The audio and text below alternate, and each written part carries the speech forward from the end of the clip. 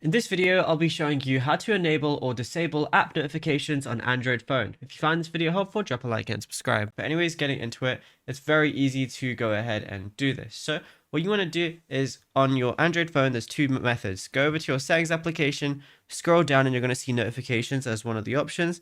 Then at the very top, you're going to see app notifications. So you can just enable or disable which notifications you want. Like, if I don't want notification from Fortnite, I can go ahead and disable it right there. Basically, you can just do it for every single application that you have. But if you want to go even deeper, then what you can do is scroll down, go over to apps. It's going to show all your installed apps. Then I can go to something like Facebook. Then once I'm here, go ahead and click on notifications. And then I can choose if I want to allow notifications, but I can also choose if I do allow them, what type of notifications do I want to pop up, if I want sound and vibration on them, and anything else as well. And yeah, it's as simple as that. Now, if you found this video helpful, be sure to drop a like and subscribe, and check out all the other tutorials that we've been posting on the channel as well.